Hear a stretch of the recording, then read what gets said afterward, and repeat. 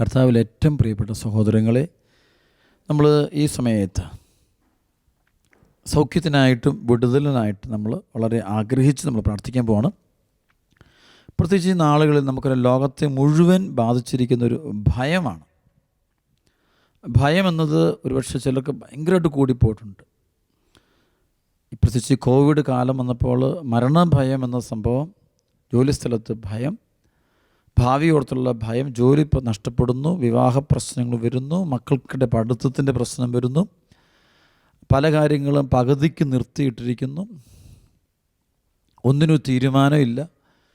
അങ്ങനെ വലിയ പ്രശ്നങ്ങളുടെ നടുവിലായിരിക്കും ഇപ്പോൾ ലോകം മുഴുവൻ തന്നെ എന്ന് കരുതുന്നു ഞാൻ കരുതുന്നു.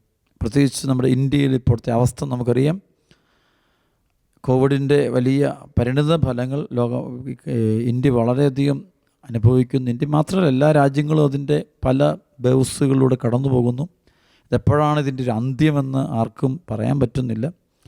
ഒരു പ്രശ്നം തീരുമ്പോൾ അടുത്ത പ്രശ്നം ആരംഭിക്കുന്നു. കോവിഡൊക്കെ ഒന്ന് മാറിയെന്നൊക്കെ പറഞ്ഞു തുടങ്ങി അവസാനിക്കുമ്പോഴത്തേക്കും അടുത്ത യുദ്ധത്തിൻ്റെ ചില കാഹളങ്ങളുണ്ടായി. അതിൻ്റെ പരിണിത ഫലങ്ങൾ ഒരുപാട് ആ നാടുകളെല്ലാം തന്നെ, ചുറ്റുമുള്ള നാടുകളും എല്ലാം അനുഭവിച്ചു. അങ്ങനെ പല പ്രശ്നങ്ങളും ഇങ്ങനെ നിറഞ്ഞു നിൽക്കുന്ന ഈ സമയം. അതുപോലെ വീടുകളിൽ ഇങ്ങനെ ഒറ്റപ്പെട്ട് കഴിയേണ്ട അവസ്ഥ. വീട്ടിൽ തന്നെ ചിലപ്പോൾ ഇങ്ങനെ അപ്പനും അമ്മയും മക്കളും കൂടെ ഒരുമിച്ച് പുറത്തിറങ്ങാൻ പറ്റാതെ കഴിയുമ്പോൾ ഉണ്ടാകുന്ന, ചിലർ പറയും നന്മയുണ്ടാകുമെന്ന് പറയുന്ന പോലെ ഉണ്ടാകുന്ന മറ്റു ചില പ്രശ്നങ്ങൾ, ബിസിനസ് മേഖല ഉണ്ടാകുന്ന തടസ്സങ്ങൾ, തകർച്ചകൾ, പ്രശ്നങ്ങൾ, കടബാധ്യത കൂടുന്നു, കണക്കൂട്ടലുകളെല്ലാം തെറ്റുന്നു, ഒരുപാട് മാനസിക ഭയങ്ങൾ ബാധിക്കുന്നു. അപ്പോൾ ഈ സമയത്ത് നമ്മൾ എങ്ങനെ പ്രാർത്ഥിക്കണം, എന്തെല്ലാം ഞാൻ പറയുന്ന ആളുകൾ നമ്മൾ ചില വചനങ്ങൾ, ദൈവവചനങ്ങൾ ഹൃദയത്തിൽ നമ്മൾ ആഴത്തിൽ പതിപ്പിക്കുക. ആ വചനം അനുസരിച്ച് മാത്രം നമ്മൾ മുന്നോട്ട് നീങ്ങുക. യെശയ്യാ പ്രവാചകൻ്റെ പുസ്തകത്തിൻ്റെ 41 അധ്യായം 8 മുതൽ 16 വരെയുള്ള വചനം ദൈവമക്കളെ നമ്മൾ ചൊല്ലി പ്രാർത്ഥിക്കണം. എൻ്റെ ദാസനായ ഇസ്രായേലേ, ഞാൻ തിരഞ്ഞെടുത്ത യാക്കോബേ, എൻ്റെ സ്നേഹിതനായ അബ്രാഹത്തിൻ്റെ സന്തതി, നീ എൻ്റെ ദാസനാണ്, ഞാൻ നിന്നെ തിരഞ്ഞെടുത്തു, ഇനി ഒരിക്കലും ഉപേക്ഷിക്കുകയില്ല എന്ന് പറഞ്ഞുകൊണ്ട് ഭൂമിയുടെ അതിർത്തികളിൽ നിന്ന് ഞാൻ നിന്നെ തിരഞ്ഞെടുത്തു, വിദൂര ദിക്കുകളിൽ നിന്ന് ഞാൻ നിന്നെ വിളിച്ചു. ഭയപ്പെടേണ്ട, ഞാൻ നിന്നോട് കൂടെയുണ്ട്. സംഭ്രമിക്കേണ്ട, ഞാനാണ് നിൻ്റെ ദൈവം. ഞാൻ നിന്നെ ശക്തിപ്പെടുത്തുകയും സഹായിക്കുകയും ചെയ്യും. എൻ്റെ വിജയകരമായ വലത് കൈകൊണ്ട് ഞാൻ നിന്നെ താങ്ങി നിർത്തും. ഈ ഒരു സമയത്തും ദൈവം നമ്മുടെ കൂടെ ഉണ്ട് എന്നുള്ള വിശ്വാസം നമുക്ക് ആഴത്തിലുണ്ടാകും. ആ അനുഭവം ഉണ്ടോ? തീർച്ചയായിട്ടും നിങ്ങൾ പ്രത്യേകിച്ച് നേഴ്സിംഗ് മേഖലയിൽ കഴിയുന്നവരാണ്. ലോകത്ത് ഒരുപാട് അത്ഭുതങ്ങൾ കാണുന്ന ആളുകൾ. ചെറിയ സംഭവമായിരിക്കും നമ്മൾ തോന്നും, പക്ഷേ വലിയ സംഭവം എന്നുള്ളത് നമുക്ക് സാക്ഷ്യം പറയാൻ പറ്റില്ല. കാരണം വെച്ചാൽ അതൊരു പ്രത്യേക രീതിയിലുള്ള അനുഭവങ്ങളാണ്. ചില അപകടപ്പെടാൻ വേണ്ടി ഒരാൾ തുടങ്ങുന്ന ആ സമയത്ത് ദൈവം നമ്മളെ അവിടെ എത്തിക്കുന്നു. പലതരത്തിൽ ചിലപ്പോൾ ഒരു അപകടം നമുക്കുണ്ടാകാൻ പോകുന്നു, അതിന് മുമ്പ് ദൈവം നമ്മളവിടെ നിന്ന് മാറ്റിക്കൊണ്ട് പോകുന്നു. അങ്ങനെ പലതരത്തിലുള്ള മിറക്കിളുകൾ നമ്മൾ അനുഭവിക്കുന്നു. ആ അനുഭവം ഉണ്ടാകുമ്പോൾ ദൈവം നമ്മുടെ കൂടെ നിടുന്നതുകൊണ്ട് നമുക്ക് വേണ്ടി പ്രവർത്തിക്കുന്നുണ്ട്. പക്ഷെ നമ്മൾ ഞാൻ കുറവുള്ളവനാണ്, പാപിയാണ്, ബലഹീനനാണ്, എന്നിട്ടും ദൈവം എന്തുകൊണ്ട് എന്നോട് ഇത്ര കാര്യമാണ്? അതാണ് ദൈവം. നമ്മൾ കുറവുകളും ബലഹീനതകളും വീഴ്ചകളും ഉള്ളപ്പോഴും ആ ദൈവം നമ്മെ സംരക്ഷിച്ച് പരിപാലിച്ച് മുന്നോട്ട് കൊണ്ടുപോകുന്നുണ്ട്. അത് ദൈവത്തിൻ്റെ ശക്തിയാണ്. അതാണല്ലോ 1 കൊരിന്ത്യർ 18 പറയുന്ന, നാശത്തിലൂടെ ചരിക്കുന്നവർക്ക് കുരിശിൻ്റെ വചനം ഭോഷത്വമാണ്, രക്ഷയിലൂടെ ചരിക്കുന്ന നമുക്കോ ദൈവത്തിൻ്റെ ശക്തി എത്ര. 1 കൊരിന്ത്യർ 2:3-4 വചനമുണ്ട്. ഞാൻ നിങ്ങളുടെ മുമ്പിൽ ഭയചകിതനും ദുർബലനുമായിരുന്നു, എൻ്റെ വാക്കും പ്രസംഗവും വിജ്ഞാനം കൊണ്ട് വശീകരിക്കുന്നതായിരുന്നില്ല, മറിച്ച് ആത്മാവിൻ്റെ ശക്തിയുടെ വെളിപ്പെടുത്തലായിരുന്നു. അതിൻ്റെ കാരണം അവിടെ പൗലോസ്, ഞാൻ ബലഹീനമായപ്പോൾ അപ്പോൾ ദൈവികമായ ഇടപെടലുകൾ, അഭിഷേകങ്ങൾ ധാരാളമായിട്ട് സംഭവിക്കുന്നത് കാണാൻ പറ്റും. ദൈവത്തിൻ്റെ പരിശുദ്ധാത്മാവിൻ്റെ പ്രവർത്തനം നടക്കുന്നത് കാണാൻ പറ്റും. പ്രിയപ്പെട്ട സഹോദരങ്ങളെ, ഈ സമയത്ത് നമ്മൾ വളരെയധികം താഴ്മയോടെ, വിനയത്തോടെ, അനുതാപം നിറഞ്ഞ ഹൃദയത്തോടെ ദൈവത്തിന് മുമ്പിൽ നിന്ന് പ്രാർത്ഥിക്കുവാൻ നമ്മൾ തയ്യാറാകണം. ദൈവത്തെ വിളിക്കുവാൻ നമ്മൾ തയ്യാറാകണം. ഈ വചനം വചനം പറയുകയാണ്, ഭയപ്പെടേണ്ട, ഞാൻ നിന്നോട് കൂടെയുണ്ട്. സംഭ്രമിക്കേണ്ട, ഞാനാണ് നിൻ്റെ ദൈവം. ഞാൻ നിന്നെ ശക്തിപ്പെടുത്തുകയും സഹായിക്കുകയും ചെയ്യും. ഈശോ പറയുക, ഞാൻ നിന്നെ ശക്തിപ്പെടുത്തും, സഹായിക്കും. ഈശോ സഹായിക്കുന്നേ. രോഗാവസ്ഥയിൽ കഴിയുന്നവരോട് പോലും ദൈവം സഹായിക്കും. മരണപ്പെട്ടു പോകുന്നവരെ പോലും ദൈവം സഹായിക്കും. പലപ്പോഴും പറയാറുണ്ട്, ഈ നാളുകളിൽ ചിലരൊക്കെ മരിച്ചു പോകുമ്പോഴും അവരുടെ ഉള്ളിൽ ആ സമയം ദൈവം പ്രാർത്ഥിക്കാനുള്ള സമയം ദൈവം കൊടുക്കും, അവരുടെ ഉള്ളിൽ ദൈവം കൊടുക്കും. നമ്മുടെ മനസ്സിൻ്റെ ഒരു പ്രത്യേകത, അത് അവസാന നിമിഷമെങ്കിലും ഈശോയെന്ന് വിളിക്കാൻ ഒരാത്മാവിന് പറ്റിയാൽ ആ ആത്മാവ് നശിച്ചു പോകില്ല. കർത്താവിൽ ആശ്രയിക്കുന്ന ഒരു ആത്മാവും നഷ്ടപ്പെട്ടു പോകില്ല. അവിടുന്ന് അതിനുള്ള വഴി കണ്ടുപിടിക്കും. ആ ദൈവത്തിൻ്റെ ദൈവിക പദ്ധതികളെ നമുക്കൊരിക്കലും അളക്കാൻ പറ്റും. ബൈബിളിൽ പറഞ്ഞ പോലെ ആദ്യം വന്നവനും അവസാനം വന്നവനും ഒരേ കൂലി കൊടുക്കുന്നൊരു ദൈവമുണ്ട്. അപ്പം അതൊരു രഹസ്യമാണ്, നമുക്ക് മനസ്സിലാകുന്നതിനപ്പുറമാണ്. അപ്പോൾ അത് ദൈവത്തിൻ്റെ പദ്ധതിയാണ്, ദൈവിക പദ്ധതിയുടെ ഭാഗമാണ്. അപ്പോൾ അതിന് മുമ്പിൽ നമ്മൾ നമുക്കുണ്ടായിരിക്കണം. നമ്മൾ അഹങ്കരിക്കരുത്, ഞാനൊന്ന് ഭാവം ഉണ്ടാകരുത്. നേരെ മറിച്ച് ഇതാ കർത്താവിൻ്റെ ദാസനെന്ന് പറഞ്ഞുകൊണ്ട് താഴ്മയോടെ വിനയത്തോടെ ദൈവത്തിൻ്റെ മുമ്പിലായിരിക്കുവാൻ നമ്മൾ തയ്യാറാകണം. വീണ്ടും വചനം പറയുന്നു, യെശയ്യാ 41:11, നിന്നെ ദ്വേഷിക്കുന്നവർ ലജ്ജിച്ച് തല താഴ്ത്തും. നിന്നെ ദ്വേഷിക്കുന്നവർ ലജ്ജിച്ച് തല താഴ്ത്തും. നിന്നോട് ഏറ്റുമുട്ടുന്നവർ നശിച്ച് ഒന്നുമല്ലാതായിത്തീരും. നിന്നോട് ഏറ്റുമുട്ടുന്നവർ നശിച്ച് ഒന്നുമല്ലാതായിത്തീരും. നിന്നോട് ശണ്ട കൂടുന്നവർ എന്നെ അന്വേഷിക്കും, കണ്ടെത്തുകയില്ല. നിന്നോട് പോരാടുന്നവർ ശൂന്യരാകും. നിന്റെ ദൈവവും, ഈ വചനം കാണാപ്പാഠം പഠിക്കണം. അതായത് യെശയ്യാ 41:13, നിന്റെ ദൈവവും കർത്താവുമായി ഞാൻ നിന്റെ വലത് കൈ പിടിച്ചിരിക്കുന്നു. ഞാനാണ് പറയുന്നത്, ഭയപ്പെടണ്ട, ഞാൻ നിന്നെ സഹായിക്കും. ഭയപ്പെടണ്ട, ഞാൻ നിന്നെ സഹായിക്കും. നിന്റെ ദൈവവും കർത്താവുമായി ഞാൻ നിന്റെ വലത് കൈ പിടിച്ചിരിക്കുന്നു. ഞാനാണ് പറയുന്നത്, ഭയപ്പെടേണ്ട, ഞാൻ നിന്നെ സഹായിക്കും. കർത്താവ് അരുളിച്ചെയ്യുന്നു, കൃമിയായ യാക്കോബേ, ഇസ്രായേലരെ ഭയപ്പെടേണ്ട, ഞാൻ നിന്നെ സഹായിക്കും. കർത്താവ് അരുളിച്ചെയ്യുന്നു, ഇസ്രായേലിൻ്റെ പരിശുദ്ധനാണ് നിൻ്റെ രക്ഷകൻ. ഞാൻ നിന്നെ പുതിയതും മൂർച്ചയേറിയതും പല്ലുള്ള ചക്രങ്ങളോട് കൂടിയതുമായ ഒരു മെതിവണ്ടിയാക്കും. ഈ മലകളെ മെതിച്ചു പൊടിയാക്കും. അതായത് ദൈവമായ കർത്താവ് പറയാണ്, നീ കൃമിയായ യാക്കോബിനോട് ഞാൻ നിന്നെ ഒരു മെതിവണ്ടിയാക്കും. ഒരു സാധാരണ പലപ്പോഴും നോക്കിയ ലോകത്ത് വലിയ മാനസാന്തരങ്ങൾ, വലിയ സംഭവം ചെയ്തതിലൊക്കെ പിന്നിൽ സാധാരണക്കാർ മെതിവണ്ടിയാക്കുന്നൊരു ദൈവം. നീ മലകളെ മെതിച്ച് പൊടിയാക്കും, കുന്നുകളെ പതിരുപോലെയാക്കും. നീ അവയെ പാറ്റുകയും കാറ്റവയെ പറപ്പിച്ചു കളയും, കൊടുങ്കാറ്റവയെ ചിതറിക്കുകയും ചെയ്യും. നീ കർത്താവിൽ ആനന്ദിക്കും, ഇസ്രായേലിൻ്റെ പരിശുദ്ധനിൽ അഭിമാനം കൊള്ളും. ഇസ്രായേലിൻ്റെ പരിശുദ്ധനിൽ അഭിമാനം കൊള്ളും. എൻ്റെ പ്രിയപ്പെട്ട ദൈവമക്കളെ, നമ്മുടെ ആത്മാവിൽ വലിയൊരു അഭിഷേകം നിറയട്ടെ. അതായത് ഈശോ നമ്മുടെ കൂടെയുണ്ട്. ആ ഈശോ പറഞ്ഞു, നീ ഭയപ്പെടണം, ഞാൻ നിന്നൊരു മെതിവണ്ടിയാക്കും. നീ മലകളെ ഇടിച്ച് പൊടിയാക്കും, അതുപോലെ നീ കുന്നുകളെ നിരപ്പാക്കും. നീ കാറ്റതിനെ പറപ്പിച്ചാൽ കൊടുകാറ്റ്, അപ്പോൾ നിനക്കൊരു പ്രത്യേക ശക്തി ദൈവം തരും. അതാണ് അനുഭവം. അതുകൊണ്ട് ഇവിടെ ഈശോ കൂടെയുണ്ട്. ഈ സമയത്ത് നമ്മുടെ ഈ പ്രശ്നങ്ങൾ, നമ്മുടെ രോഗങ്ങളാകാം, പ്രതിസന്ധികളാകാം, വിഷമം, അവിടെ തളർന്നു പോകാൻ പാടില്ല. ദൈവമായ കർത്താവ് നമ്മുടെ കൂടെയുള്ളതിനാൽ നമ്മൾ ഇവിടെ ഭയപ്പെടേണ്ട കാര്യം. ദൈവം നമ്മുടെ ആത്മാവിനെ സംരക്ഷിക്കും. ഈശോയുടെ കയ്യിലും കൊടുത്തുവെച്ചാൽ മതി. ഈശോയുടെ കൈകളിലും കൊടുത്തു വെച്ചാൽ നമ്മൾ പോകണം. പണ്ടൊക്കെ പറയും, ഈ വിമാനയാത്രയൊക്കെ വർഷങ്ങൾക്ക് മുമ്പ്, ഞാൻ പറയുന്നത് 10, 20, 30 വർഷങ്ങൾക്ക് മുമ്പൊക്കെ 10, 30, 40 വിമാനയാത്രയൊക്കെ നടത്തുമ്പോൾ ആളുകൾ ഭയന്നൊക്കെയാണ് ഇത് പോകുന്നത്. കാരണം വെച്ചാൽ പല അപകടങ്ങളും പല പ്രശ്നങ്ങളും അറിയാലോ, അന്നത്തെ സാഹചര്യം 10, 30, 40 വർഷം മുമ്പൊക്കെ. അപ്പം അങ്ങനെ അന്നൊക്കെ പോകുമ്പോൾ പോലും കാണുന്ന പ്രത്യേകത, അവർ പ്രാർത്ഥിച്ചൊരും കാരണം ചെന്നിറങ്ങണമെന്ന് നിർബന്ധമൊന്നുമില്ല. അപ്പോൾ അവിടെ ദൈവകരങ്ങളിൽ തങ്ങളുടെ ജീവിതങ്ങളെ ഭരമേൽപ്പിച്ചുകൊണ്ട് ഇവർ യാത്രയ്ക്ക് പോവുകയാണ്. ദൈവകരങ്ങൾ ഇന്നും അതിനെ കേട്ടോ, ഇന്നും യാത്ര ചെയ്യുമ്പോൾ നമ്മളതേ ഭയം വേണം. കാരണം ഇന്നും അപകടങ്ങളുണ്ടാകും. അപ്പോൾ അവിടെ ദൈവകരങ്ങളിൽ ജീവിതം കൊടുക്കുകയാണ്. അപ്പോൾ ഇതുപോലെയാണ് അത്. എവിടെ വെച്ചും എന്ത് സംഭവിക്കാം, അക്കരെ ചെന്നാൽ ചെന്നു എന്ന് മാത്രമേ ഉള്ളൂ. അപ്പോൾ അതാണ് നമ്മുടെ എല്ലാവരുടെയും ജീവിതം. അങ്ങനെ എല്ലാവരുടെയും, എൻ്റെ നിങ്ങളുടെ നേരം വെളുത്താൽ വെളുത്തു എന്ന് മാത്രമേ പറയാൻ പറ്റുള്ളൂ.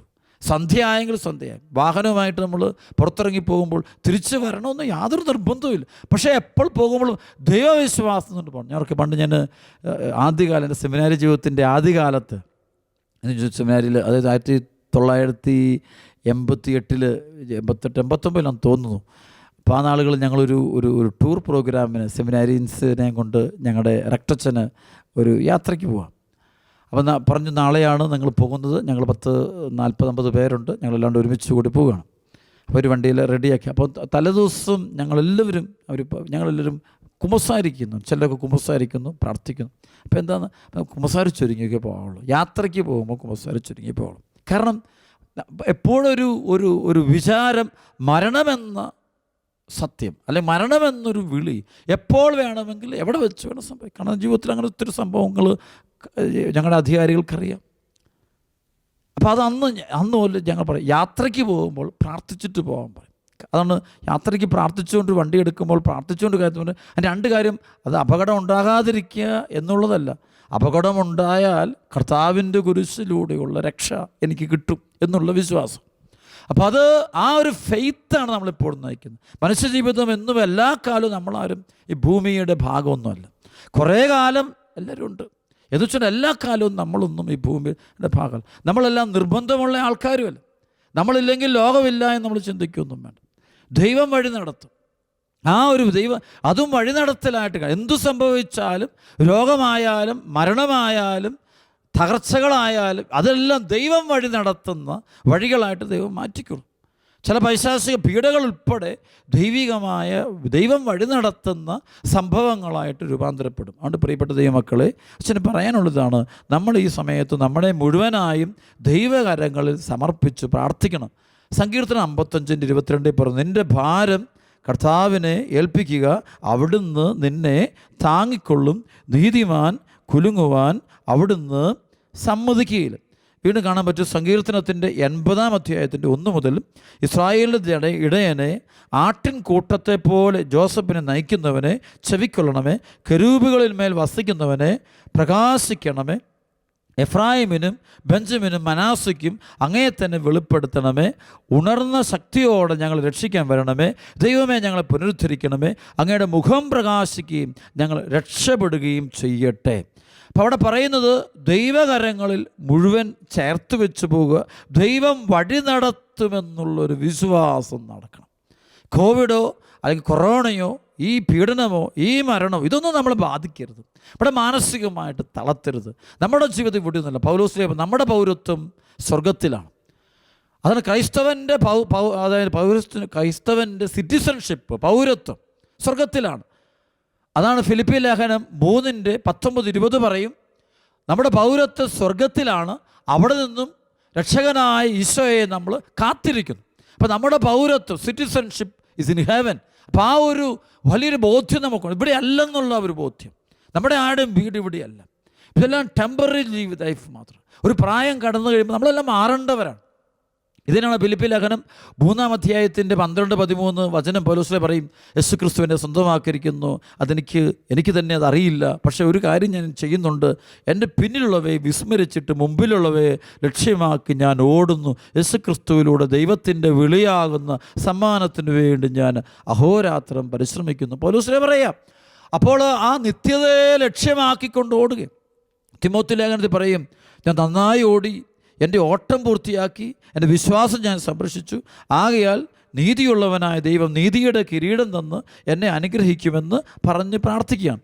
2 തിമോത്തി 4-ാം അധ്യായത്തിൻ്റെ 6 മുതൽ 8 വരെയുള്ള വചനം, ഞാൻ ബലിയായി അർപ്പിക്കപ്പെടേണ്ട സമയം ആഗതമായിരിക്കുന്നു, എൻ്റെ വേർപാടിൻ്റെ സമയം സമാഗതമായി, ഞാൻ നന്നായി പൊരുതി, എൻ്റെ ഓട്ടം പൂർത്തിയാക്കി, വിശ്വാസം കാത്തു, എനിക്കായി നീതിയുടെ കിരീടം ഒരുക്കിയിരിക്കുന്നു.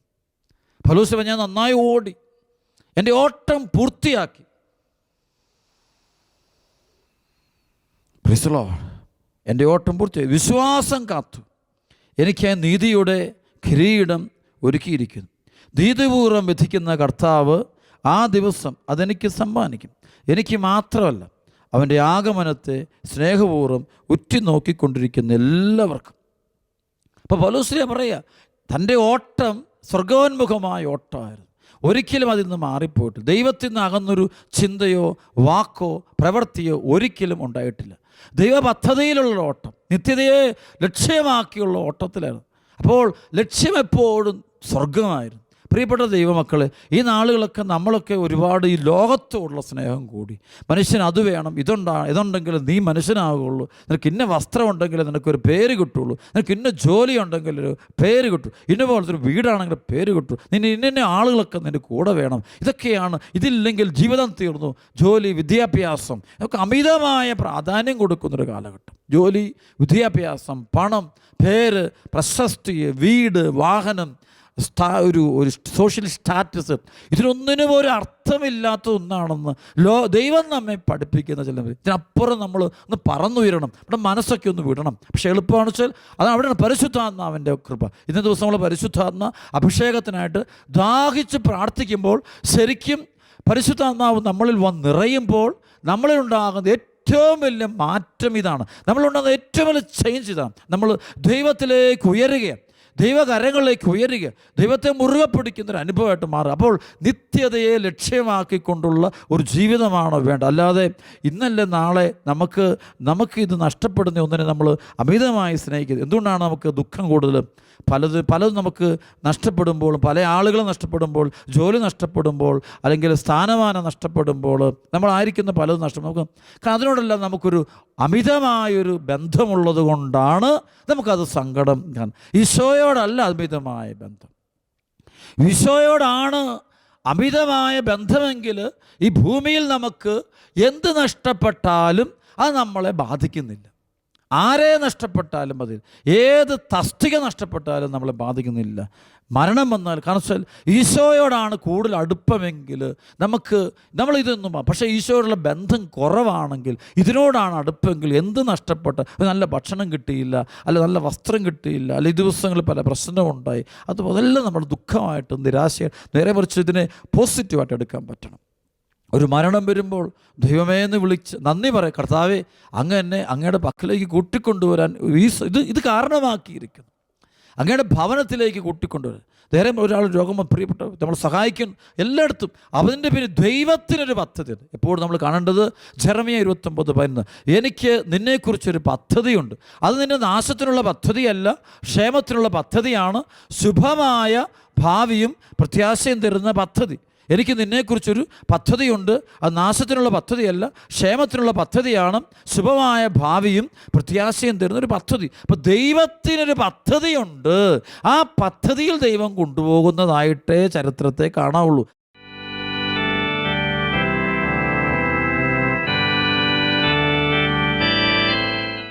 ഈശോയെ കരുണയുണ്ടായിരിക്കണം കർത്താവേ.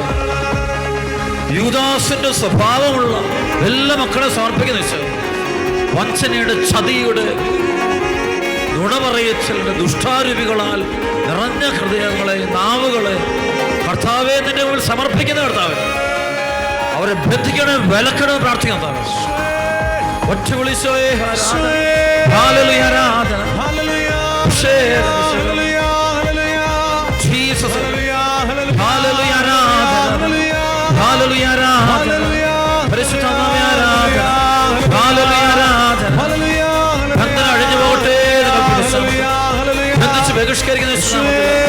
പാപക്കട്ടടിയട്ടെ, പരിശുദ്ധാത്മ ശക്തി ഒഴുകട്ടെ, അന്ധകാരമാകട്ടെ, മന്ത്രവാദങ്ങൾ, കൂടോത്രങ്ങൾ, ക്ഷുദ്രപ്രയോഗങ്ങൾ, ബ്ലാക്ക് മാസുകൾ, സാത്താന്റെ ആരാധന നടത്തുന്നവര്, സാത്താനെ ആരാധിക്കുന്ന മക്കള് ഈ ദേശത്ത് ലോകത്ത് എവിടെയെല്ലാമുണ്ട്, അവരെ പ്രവർത്തിക്കുന്ന ദുഷ്ടാരൂപിയെ യേശുവിന്റെ നാമത്തിൽ ബന്ധിക്കുന്ന, യേശുനാമത്തിൽ ബന്ധിച്ച് യേശുവിനെ കാഴ്ചവെട്ടി ബഹിഷ്കരിക്കുന്ന ശ്രമത്തിൽ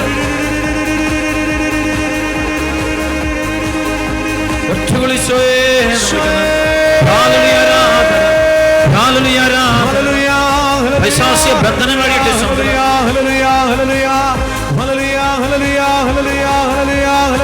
കൈയടിച്ചു പാടാം,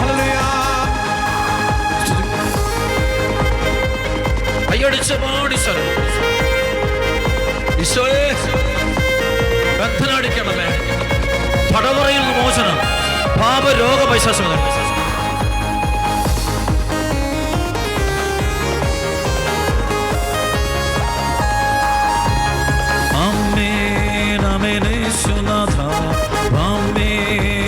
ദൈവപുത്ര സർവശക്ത